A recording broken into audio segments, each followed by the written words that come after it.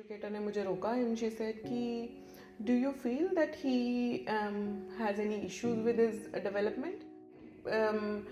With the normal kid, it might take 2 attempts, but with them, it might take 200 attempts. It took me more than 3 years to realize I was in severe depression, clinical depression.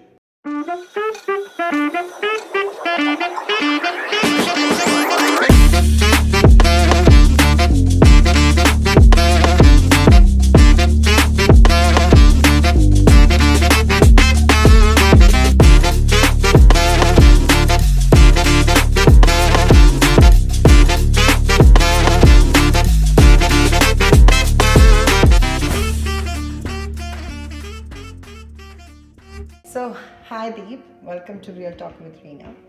Thank you for coming and participating with such a emotional and such a real conversation topic.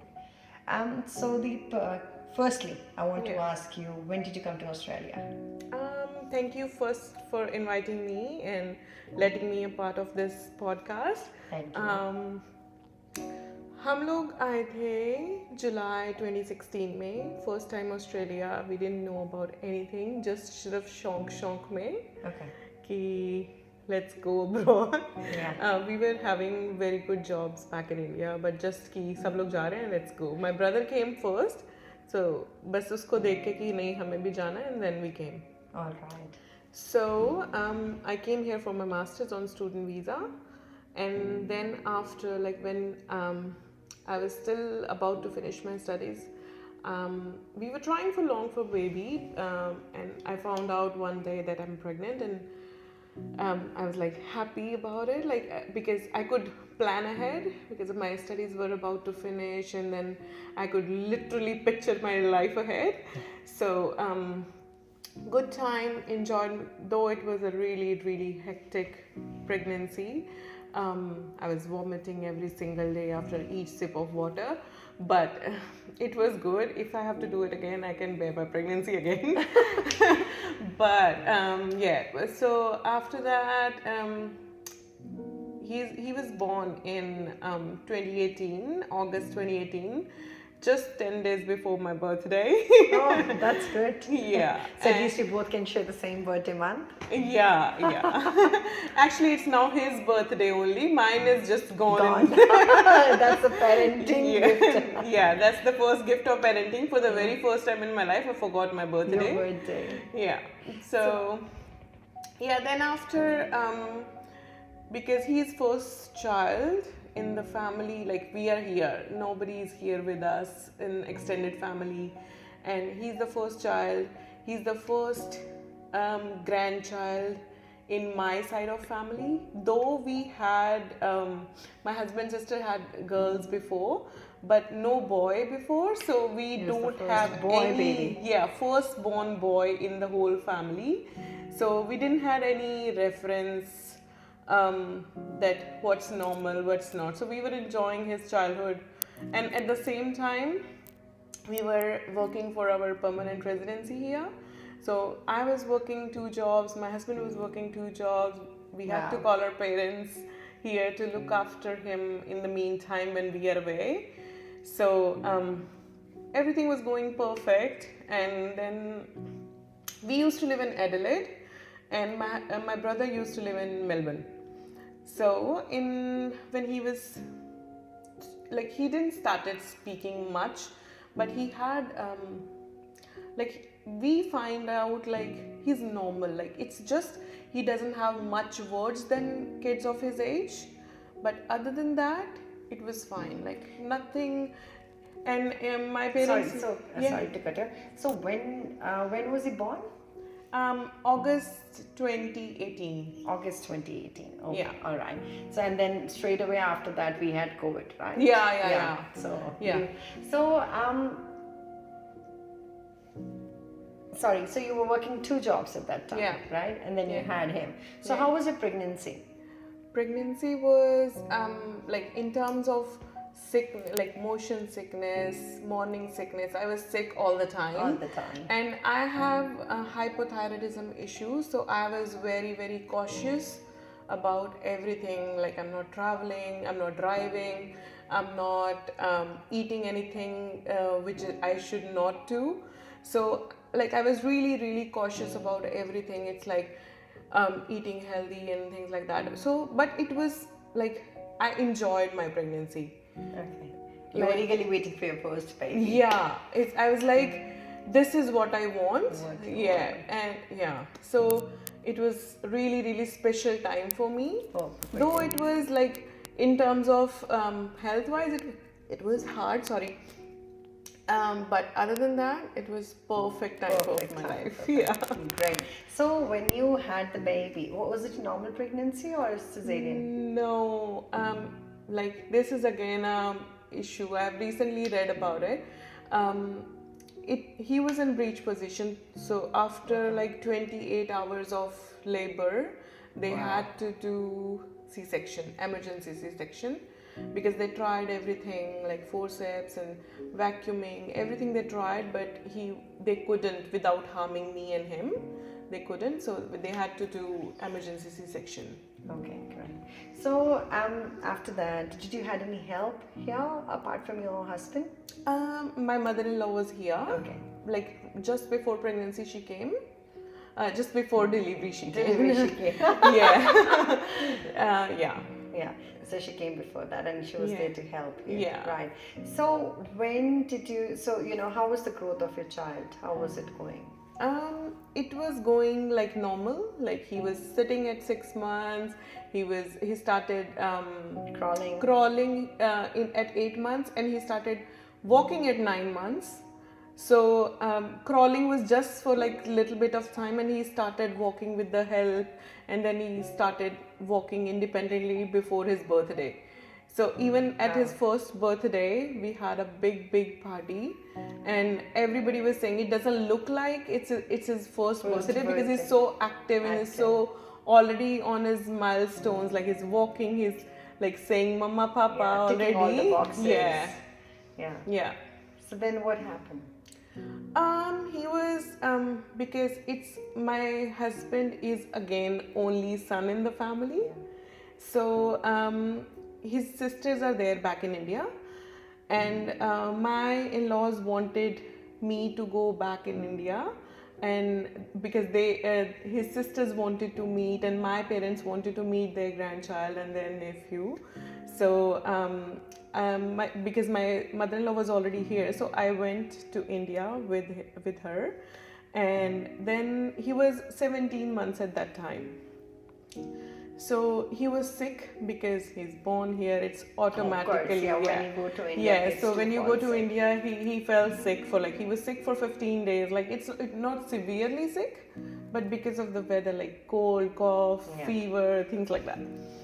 So after that, when he recovered, he was really enjoying there. But still, he's like, where am I? Like, I used to live in like very compact house and compact family, but there it's like full-fledged big joint family, and everybody is very loving and affectionately trying to talk to him, be with him, play with him, because he's very adorable, and he's like first grandchild in the family. So that's why. But he was like, okay, like interacting with everyone like normal child. He was not very excited and not very shocked as well. But so at that time the COVID was already started. Okay. So we came back on in rush, because the COVID is spreading and my PR is on stake. So we came back in March again. 2020.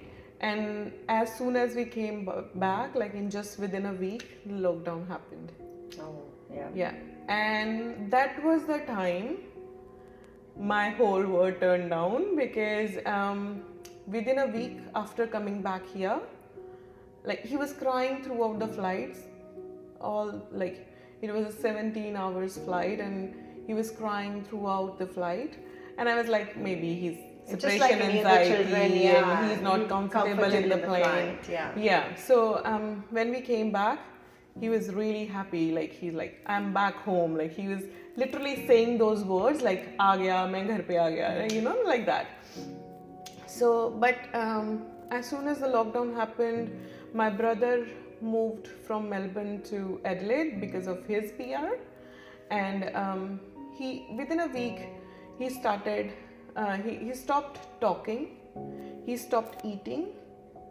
Like there's a term called regression. Okay. So it seemed like the regression happened in that week. Okay. So like within just 1 week, he was like mute. Like he stopped talking. Not even a single word was left. He's Just completely mute. completely mute. Not even screaming, just crying when he needs help. Other than that, Just quiet. just quiet. Okay. So we didn't bother much at that point of time because he used to have dummy Okay. at that time, and when I came back, my parents came along to help us with the baby. So they were like, you give him dummy, that's why he doesn't talk. Yeah. So this is simple. The myth, yeah. हाँ, सबको यही लगता है कि बच्चों को अगर dummy दे दोगे तो वो नहीं That बोलेंगे delays the या उनके speech. टीथ डिस्टॉर्ट हो जाएंगे, कुछ ऐसा. तो इनिशियली जो मेरा फ्रेंड सर्कल था, तो उनमें जिनके भी बॉय चाइल्ड थे, they all started talking late. So I wasn't worried about that. कि इसका बेटा भी लेट बोलने लगा, इसका बेटा भी लेट बोलने लगा. So it's fine. He'll eventually start talking. And I've realized that people, especially here, because you know, in India we have so many people around us, that the child has got so many people to talk to. Yeah. And that way they are more prone to talk quickly as compared to the kids overseas. Yeah. Because a lot of people here have issues that their kids have Yeah. speech delays. Yeah. But it's very normal. But as a parent, sometimes, not sometimes, most of the times we get worried, oh my god, my child is not speaking, because Yeah. in India, the Tayaji's child is, you know, like talking Yeah, so much. Why is that's- my child not talking? Yeah. So, but this is really common here. Yeah, Yeah. it's common because everybody here has to work Yeah. to get your way ahead. Yeah. So it's a standard practice, you know. But the thing is, the very strange thing is, you will see barely any girls having speech delays. The stats are changing now. Okay. Like you're still having, I can see having girl childs having speech delays and other issues. But It's 2 less years as compared back, to the proportion. yeah, 2 years back it was barely, if I talk about stat, it's barely like 1 in 50 girls, but in boys 1 in 10. So it was like that. So but like यहाँ पे आप दो लोगों, even when family comes, they are busy with the chores, or you know, उनको यहाँ पे अपना मन लगाने में प्रॉब्लम होती है. Yeah, that's Then वो जब तक वो खुद खुश नहीं होंगे, then आप वो Yeah. कुछ बच्चे के लिए प्रोडक्टिव नहीं कर पाएंगे. That's true. Yeah. Yeah. So then what happened? One day my father said, you are taking him to doctor or should I take him? It's like, either you come with me or I'm going alone. Yeah. So I was like, okay, let me take the appointment. Then we went to his GP and he said like, it's okay, boys are delayed in speech, but if you're still, it's nothing to do with the dummy. My father was like, no, तू उसे dummy देती है तो ये नहीं बोल रहा. Yeah. So the doctor basically वो जो confirmed. मुझे लेके गए थे डॉक्टर के पास, वो इसलिए कि डॉक्टर बोल देगा कि डमी नहीं देनी. So but doctor was like, कि if you're worried about, I can refer you to the pediatrician and then you can have get the things checked and more in detail, because GP have limited, you know, scope of work. Yeah. So हम लोगों ने तभी pediatrician की appointment भी ले ली. Then pediatrician was on waiting list. In the meantime I was like कि ऐसा करते हैं कि इसको मैं चाइल्ड केयर डाल देती हूँ, तो थोड़ी इसकी सोशल एंजाइटी भी कम होगी. क्योंकि उस टाइम पे उसका ये था कि क्योंकि कोविड था, कोई आ जा नहीं रहा है घर पे किसी के, तो लेकिन अगर कोई भी डिफरेंट पर्सन उसको दिख रहा है, वो रो रहा है कि भाई ये कौन आ गया, तो मुझे था कि इसको चाइल्ड केयर भेजती हूँ, because as compare to Melbourne, Adelaide में बहुत जल्दी चीज़ें लूजन अप होनी शुरू हो गई थी. तो I started sending him to child care when he was 2. उसका जो सेकेंड बर्थडे के बाद मैंने उसको चाइल्ड केयर भेजना शुरू किया. तो जब मैंने इसको child, in the mean time we were on waiting list for paediatrician. So जब उसको हमने चाइल्ड केयर भेजा तो विद इन अ वीक तो उसकी एजुकेटर ने मुझे रोका एंड शी सेड कि do you feel that he has any issues with his development. So I was like, no, I don't think so. It's except his speech delay. I'm aware of that, but eventually he'll start. And she's like, no, I'm not talking about his speech. Speech is like, yeah, we can say it's speech delayed, but he does do this thing with his ears. As like, maybe his hair is long and maybe it's itchy, and then so. On the weekend, we took him to the hairdresser and we got his haircut. So, but that thing, what she said ना, वो मेरे mind में stuck हो गई कि भाई नहीं. Then I started exploring on internet like what is this, and she said like he walks on tippy toes. So I was like, yeah, I've noticed like sometimes he does walk on tippy toes. So I started searching about it, and when it used to, the Google research used to show me this, these are the sign of this. So I always used to then stop searching about it. Like I was in complete denial that this can't be. And my husband said like Google says headache is also cancer, so stop searching on Google. So let's go to the pediatrician. So we rushed the process to pediatrician. We opted for another pediatrician who was readily available. So we went to pediatrician and told her about everything what we have been thinking and what's we have been said by the doctor or the educator. She's like okay, so pediatrician ने हमें एक questionnaire दिया जो कि काफ़ी लंबा चौड़ा questionnaire था. Like that's called age stage questionnaire. So according to the kid's age, they calculate how they are meeting the milestones, not only physical milestones, like intellectual milestones as well. Like जिन चीज़ों के बारे में हम सोचते भी नहीं है कि ये करते हैं या नहीं करते हैं. Like इंडियन पेरेंट्स का कुछ ऐसा रहता है कि नहीं, जब तक बच्चा स्कूल या जाने नहीं लगे या बड़ा नहीं हो जाए तब तक मदर्स खुद ही खिलाती हैं बच्चे को. या हम जब यहाँ पे नए नए आते हैं तो हमें लगता है कि नहीं घर गंदा हो जाएगा, don't make him, let him make the mess and खुद ही खिला दो. सो ये सब चीज़ें जब हमें डॉक्टर ने बोला कि क्या ये खाता है या क्या जो इसको चीज़ चाहिए होती है, ये कैसे कम्युनिकेट करता है, कैसे चीज़ों को प्रोसीड करता है. So everything like we were shocked at that point of time sitting with the doctor. We were shocked doing the questionnaire कि ये छोटी छोटी चीज़ें भी मैटर करती हैं. Like fine motor skills, gross motor skills, उसकी hand eye coordination, ये सब छोटी छोटी चीज़ें हमने कभी बॉदर भी नहीं करी होती कि बच्चा कर रहा है या नहीं कर रहा है. So intentionally नहीं करी होती कि because we don't and no one will and the main thing is awareness. Awareness. We didn't know what it is. At that day we were just told कि he has developmental delays and he has strong signs of autism. Yeah. So at that day we had zero knowledge about autism, what autism is, how his life's gonna be, how it like कुछ भी zero knowledge थी हमें autism के बारे में. And when we were coming back from the doctor and I felt like my life ended. Like we were completely shattered. Like not my husband, he was as like a mother, you. Yeah, as a mother I was feeling like why this happened to my child.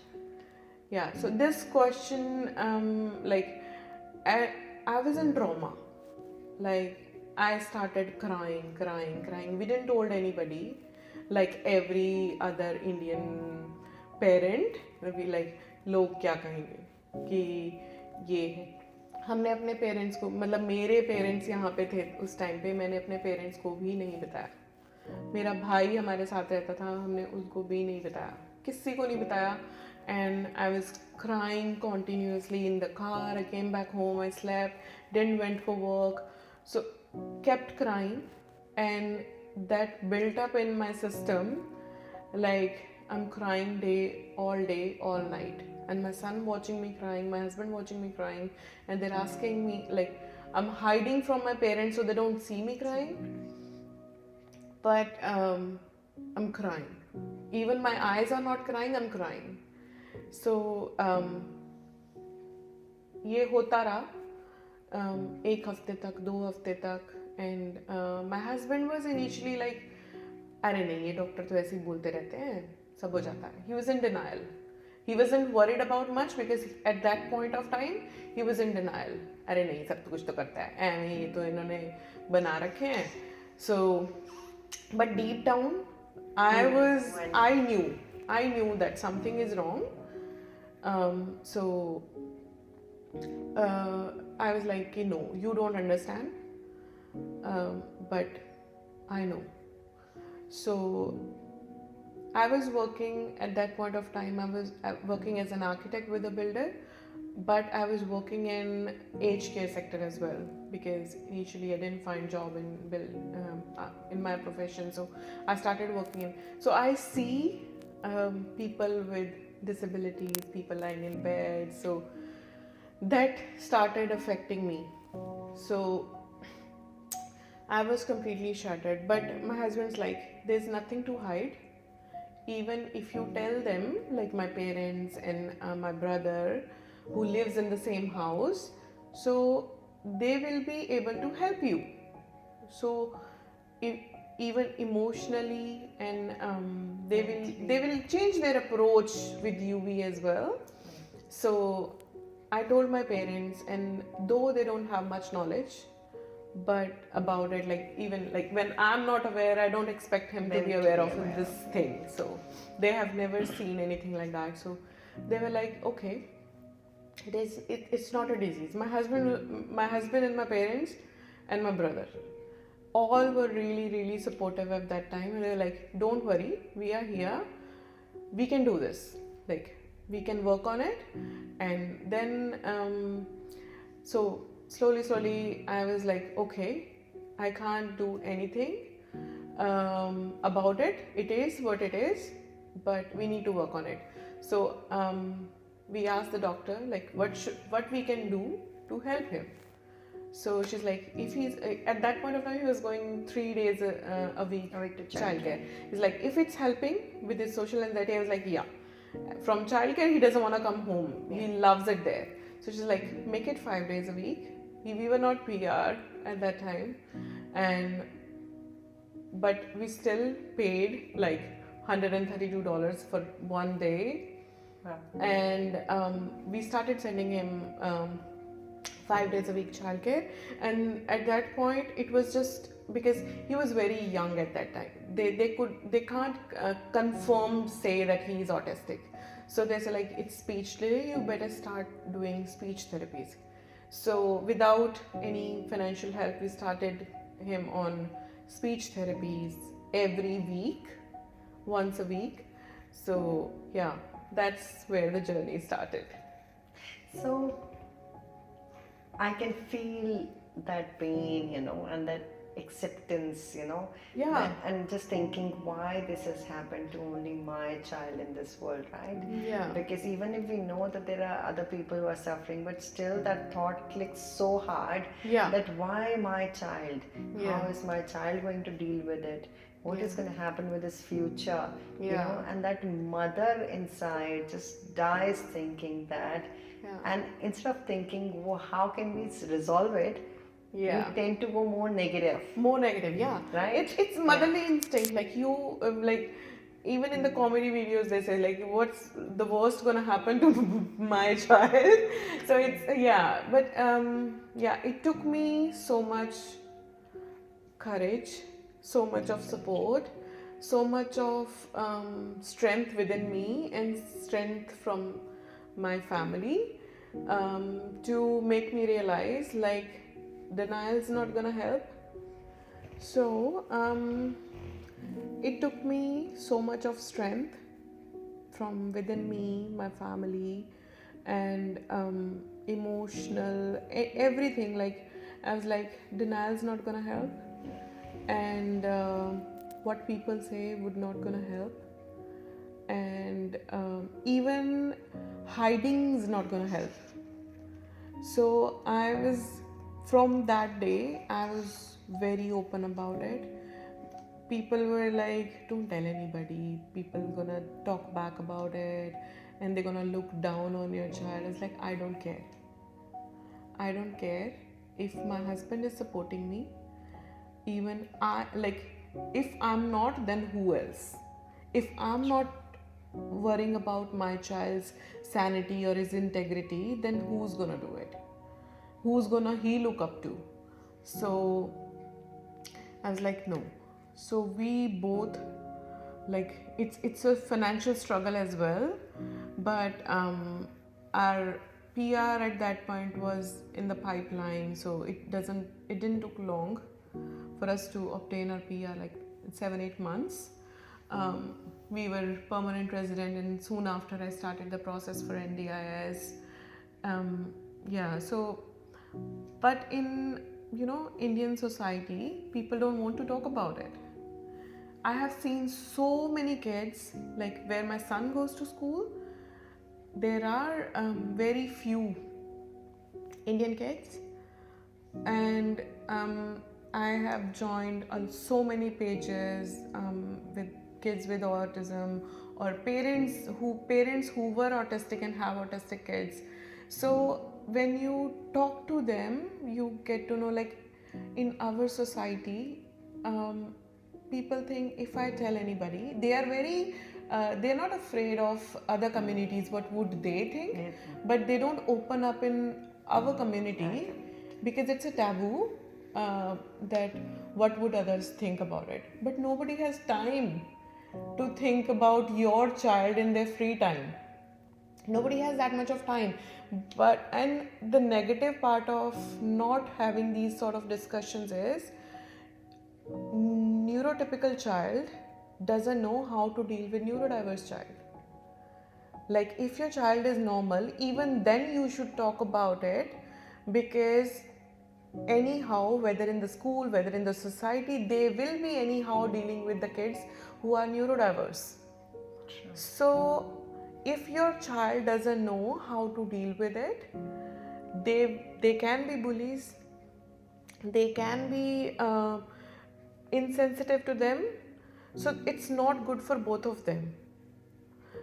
The amount of, like, the COVID has affected so much, like the amount of kids I can see, like, because I've been seeing these things from since 4 years now. So in 4 years, I have seen the numbers going to rise. Like, it's rising every single day. Even when I started talking about it, I got to know that other kids in my circle also have the same issue, but parent didn't talk about it. So I was also reluctant initially, but indirectly I offered help, like, this sounds like this, if you think it. So, but, like, if you don't tell them, I have very close, like very small circle, social circle where I deal, because I deal with only sensitive people. I don't care about what else, who is coming, who's going. I have my friends. One of my friend also has a autistic child, and the other two has neurotypical child. But both of them are, like, my son and her son, boys, and other are two girls. Like, four of us have 4 kids, like two neurotypical and two neurodiverse. But the way the girls play with them, deal with them, is commendable, because their parents has told them what their needs are and how can you manage with them. So That's amazing. yeah, they do share a very good bond. they're happy together, they play together. So why can't other kids be? True. Very true. Yeah. So I'm reading posts every single day, even if you listen to the radio, like it came out to be like Indian teenagers and kids who are growing, getting there, they're the biggest bullies in the school. But because parents are working, they're like, They don't have time. they don't have time. And grandparents cannot, because um, they haven't seen the social out of, like social life here is very very different Different from than India, and they will talk about only their era, how they used to do things. But time has changed so fast, like every 5 years you see like generation is different. So if parents cannot see their kids, they are going to be, somehow they will be lacking somewhere in the society. True. So, Deep, I want to ask you that, how did this help when you, because, telling the parents is one thing which we always avoid. Oh my God, they're going to be, it will be more painful for our parents to know that their grandchild is facing this. Or they might also feel that, they might go in depression, or, they might not understand us. So, how did that help you when you told them? That fear you had before Yeah. telling them, and when you told them, Yeah. how did they react it? Surprisingly, they were really, really supportive, because we sometimes assume things. Yeah. Like they won't be supportive, they won't understand us. But when I told them, like I was being very filmy at that point of time and very emotional. Like I told them over the phone that this is the issue, and I like face to face. I'm not that person, like I'll cry in front of my parents. I'm not that person. So I told them that this is the issue, and they were like, okay, maybe when they're back home they do worry about it, they pray about it, but for me they are standing like pillars. My parents, my husband's parents. And sometimes even I lose my cool with him, like because I understand him the most, and I know sometimes when he's being intentionally being naughty and stubborn, but they never keep his lose their cool. They're like, okay, fine, we're gonna deal with it. I don't know how they are emotionally those strong, or they show me they are very strong, but my parents, my brother and my bhabhi, my in-laws, my father-in-law, mother-in-law, my both sister-in-laws, they are really really very very supportive. And now when I took him to India again last year, and he's very he will play around kids, but he won't mix up with kids. That's again a setback from autism. Like autistic kids doesn't like to be involved with, like they're not very social. So but when we went to India, both the girls were like holding hands, running with him. It doesn't seem like he's like a different person. It doesn't feel like he doesn't have any social issues. So even when sometimes he's having his meltdowns and some downtime, and they were like really really loving. Okay, I'll kiss you, I'll hug you. So like sometimes you keep assuming things, like they won't support you, they won't love you, how they're gonna, their parents, they will never ever think bad or look you down alone. with you. Like even the grandparents they love you more, they love their grandparents more than their kids. Parents, yeah. So it's like they help you 10, so they'll help them 11. So it's like that. With me it's a very very positive response. That's great. So So can I just ask with autism, Yeah. as soon as you hear the word autism for your child, you absolutely are in shock, right? Yeah.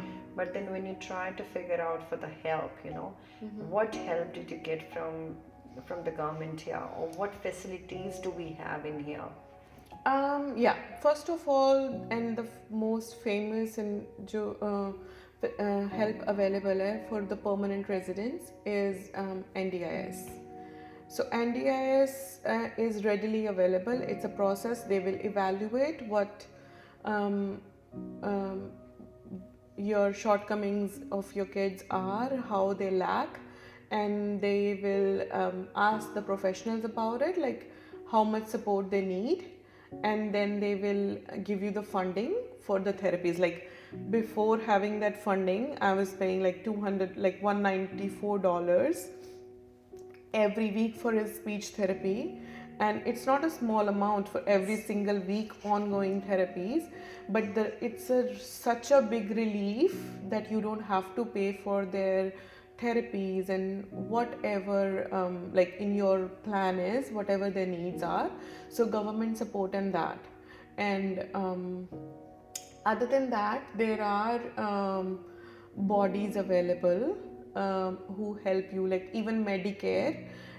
Even though you don't have a NDIS plan in action yet, in the meantime, you can use your sessions with Medicare. Like you get 10 sessions for psychologist who's going to help to um, analyze things like what's not right and what's right, and speech therapist and your dietitian, because autism is a multidisciplinary thing. Like it's not a disease, it's a spectrum disorder. Not every kids with autism will have same traits. Okay. Would be like in a big group, there will be some similarities, but not everybody would be same. But the common things are, they will be speech delayed, they will have social issues, they will have intellectual, other like reading and writing disabilities, and they'll be picky eaters and many more. Some fine motor skills they will be lacking, some gross motor skills they will be lacking. So it's a huge number of things which, on like everybody is at some point are intolerable about these things. Like some of us will be insensitive about like they can't tolerate the voice of a loud fan or chimney, or some of them they're not like, they doesn't like to go to noisy places, or they doesn't like bright lights. But with kids with autism or adults with autism, they are little more than normal. So everybody has the same traits, but they are little more than normal. So, first of all, hats off to you for, coming up and talking about this. Yeah. And as you know, with our Indian community especially, Yeah. people don't like to talk because the very first thing which comes in the mind is, what is the society going to say? Yeah. What are people going to say? So did anyone ever come up to you and said anything about your child, anything bad about your child or about you? Or have you heard any rumors, anything at all? First of all, I do carry that kind of personality that people don't say things on my face. But any rumors? Yeah. So when like there was once happened, like any known personality hasn't said anything on my face, and if they say on my back, I don't care. Yeah, because they're talking on back, so I don't care. So once we were at pediatrician's clinic, and there was another lady waiting for some other doctor. She was unaware of the conditions with kids, and my son was kept running towards her and just touching her knees and coming back to me. And I was like saying, we don't do that, but I wasn't physically stopping him. I was just verbally saying. So she was like, can you please stop him? He's touching me. I was like, look, he's autistic, and he doesn't understand the difference between the known person and, so she was like, okay, he's not harming me. So like in just seconds she was like, okay, don't worry about it. So it's like people don't understand. Some people are really don't care what your problem is, but those kind of people exist everywhere, and you can just get out of that negative space. Yeah. I would say, yeah. Sometimes I don't go to restaurants to dine out because I feel like people might talk bad about it. So even how I feel about it is second priority, but how he's gonna take it. So that's my major concern, because we don't feel that, like, even is we feel that he's not listening to me, he might not listen to everybody else as well. But it's not like that. It doesn't work like that. So kids with autism are really, really sensitive. Like, they do sense people's energies really, really well. Like, if somebody is even just looking differently, they will sense it. So to avoid that, to keep his mental sanity at pace, I don't go to places where I feel like he might struggle. But I stopped going everywhere initially. Like, I never used to take him to shopping centers. I stopped taking him to the theaters. I stopped taking him to anywhere, social place, restaurants, everywhere. But the more I kept him, he started to be, whenever he got a chance, like, you can't avoid it 100%. So whenever he got a chance to go to that place, he was so excited, and that was such a mess. Like, he's running around, and then me and my husband was like, why don't we desensitize him about it? So in just like last year, we started, like, when we don't have to buy anything, we just focusing on him exploring the things. So we take him to shopping centers when we don't have to buy anything. We take him to the grocery shopping. We'll just buy whatever he wants, little bit biscuits and things like that, and we just let him explore the area.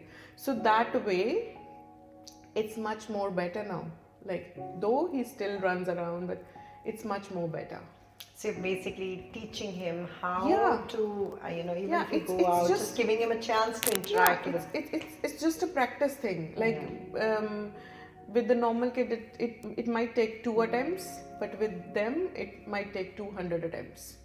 So, but eventually they'll get there. They're just slow. And kids with autism, they are really, really smart in one or two things, and you have to identify that. Like, my son understands 13 different languages. Oh, wow. Yeah.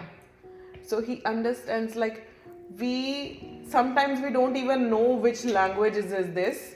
So I have to Google it, count it, like what it is. So he understands 13 different languages. Oh my God. Yeah. That is so awesome. And how old is he now?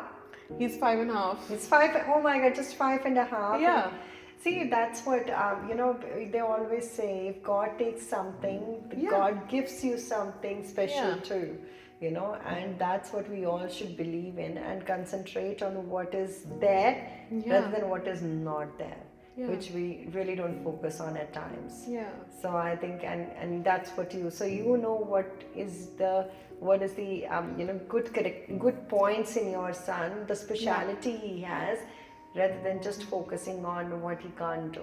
Yeah. Right. And I love the fact that you take him for shopping, you take him out, you make him interact with other people.